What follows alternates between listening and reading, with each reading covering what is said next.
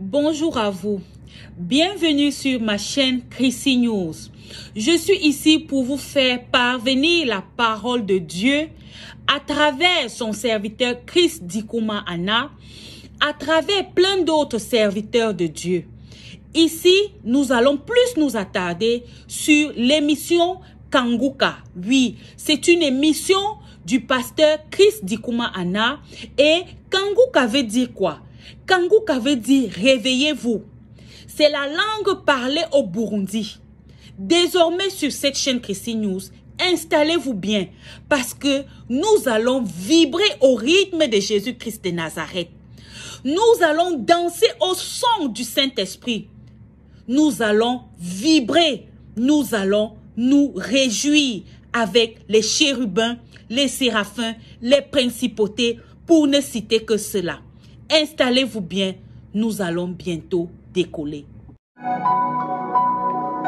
C'est un honneur de vous accueillir encore une fois dans l'émission Kanguka. Mon nom est Chris Dikouma Anna. Aujourd'hui, nous sommes mardi. Vous allez écouter la première partie avec le serviteur de Dieu, Esdras Birangoza, et moi je vais continuer avec la deuxième partie.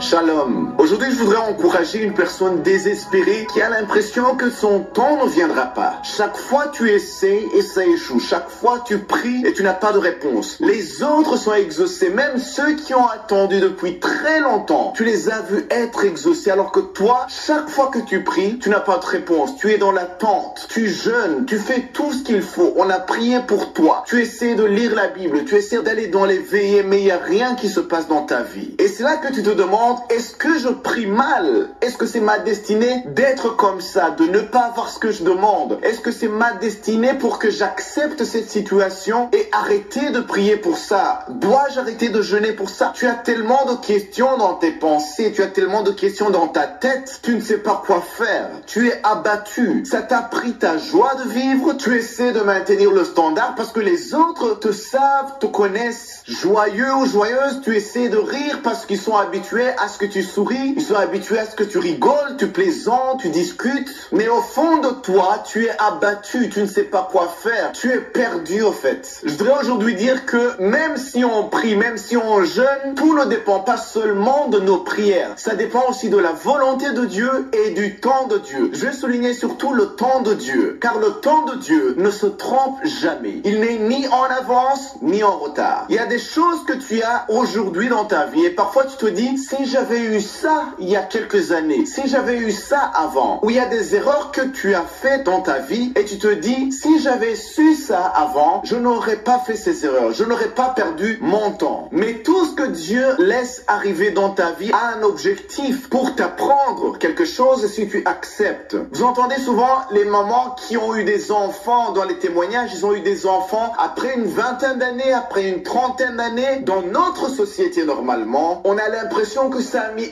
énormément de temps pour que ces mamans aient leur premier enfant. Mais je voudrais souligner que ça, c'était le temps de Dieu. C'était le moment choisi par Dieu. Tu peux te dire, mais comment c'était le bon moment alors qu'elles ont sûrement été critiquées, elles ont subi beaucoup de choses dans la société, dans leur entourage, dans leur famille. C'était très difficile pour elles. Peut-être, et c'est vrai, mais grâce à ce que Dieu a fait dans leur vie, grâce au miracle que Dieu a fait dans leur vie, ça a permis à ce qu'une multitude, des centaines de milliers de femmes continuent à croire en Dieu. Non seulement au niveau d'avoir des enfants, mais aussi dans les autres domaines. Peut-être que celles qui étaient désespérées ont eu foi que Dieu peut agir sans se baser sur le temps que la société a établi ou le temps que la science a établi. Je voudrais le répéter en disant que le temps de Dieu est parfait. J'ai une parole pour toi qui se trouve dans Ésaïe chapitre 49 versets 7 à 8. Il est écrit, ainsi parle l'Éternel, le Rédempteur, le Saint d'Israël, à celui qu'on méprise, qui est en horreur au peuple, à l'esclave des puissants. Des rois le verront, ils se lèveront. Des princes, ils se prosterneront. À cause de l'Éternel qui est fidèle, du Saint d'Israël qui t'a choisi. Ainsi parle l'Éternel. Au temps de la grâce, je t'exaucerai. Et au jour du salut, je te secourrai. Je te garderai. Je t'établirai pour traiter alliance avec le peuple, pour relever le pays et pour distribuer les héritages désolés. Ici, cette parole s'adresse à toi qui es abattu. Toi qui es en horreur à ton entourage, dans ton travail ou dans ta famille. Toi qui es comme esclave des mauvaises circonstances. La parole de Dieu te dit que au temps temps de la grâce, il t'exaucera. Quand le temps de la grâce arrive, toutes tes prières sont exaucées, même celles que tu as pensées oublier. Quand le jour du salut arrive, Dieu te secourt, même s'il y a une multitude d'ennemis qui se lèvent contre toi. Peu importe ce qu'ils vont faire, Dieu va te secourir. Je ne sais pas ce que tu traverses aujourd'hui, mais je veux que tu saches que le temps de Dieu va venir dans ta vie. Ne lâche pas, n'abandonne pas. Au temps favorable, il essuiera tes larmes, il te redonnera la joie dans ton cœur et la vigueur dans ton corps. Ne te demande pas, mais quand est-ce que ce temps arrivera? Ça peut être maintenant, ça peut être demain, ça peut être dans une semaine, mais crois seulement, n'abandonne pas. Le temps de Dieu arrive dans ta vie.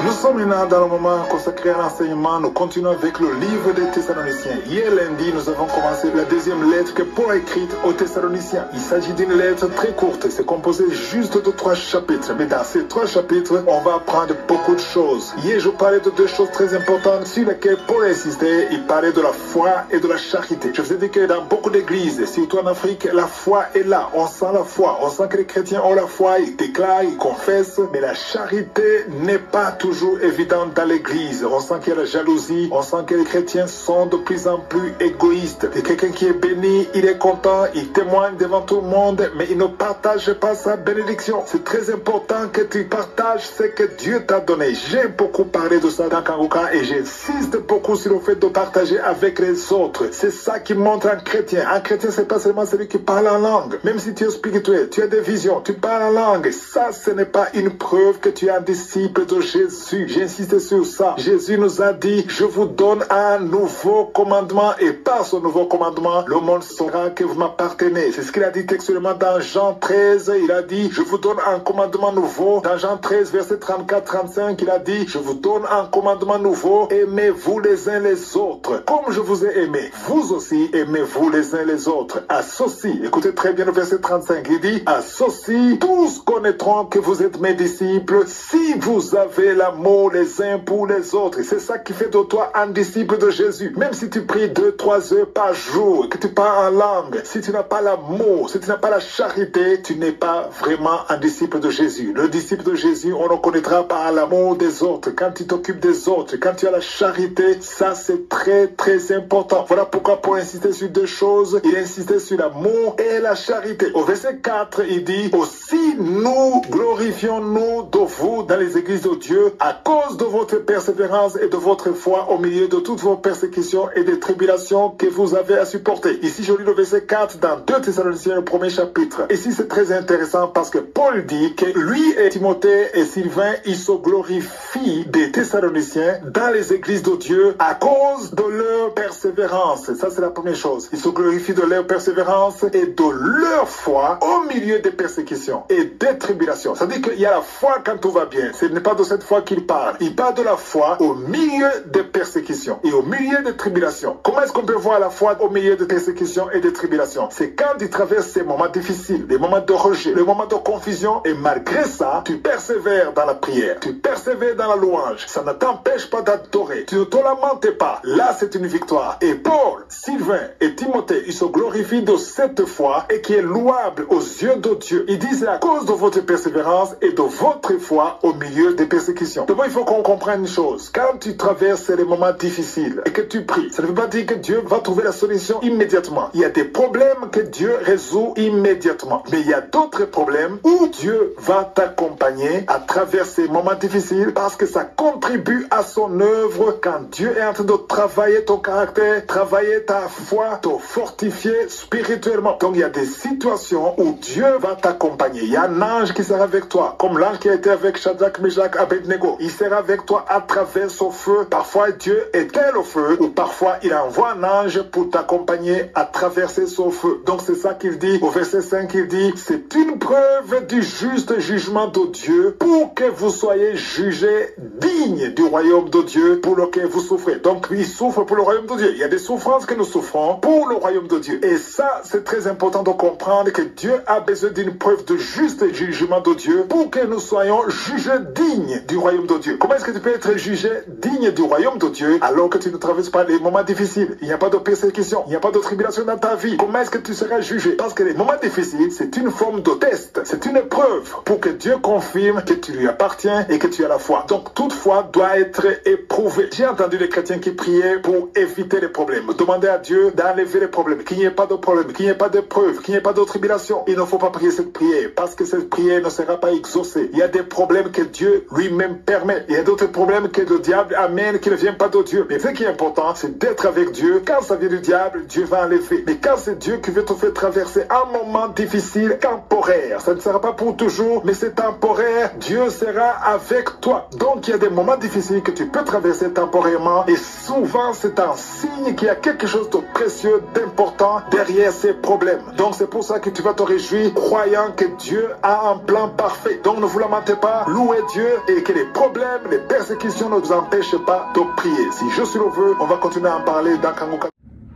Nous sommes arrivés au terme de cette vidéo. J'espère que vous vous êtes bien régalés. N'hésitez surtout pas à donner votre vie à notre Seigneur et Sauveur Jésus-Christ de Nazareth, car il est l'alpha, il est l'oméga, il est le commencement, il est la fin de toutes choses. Shalom.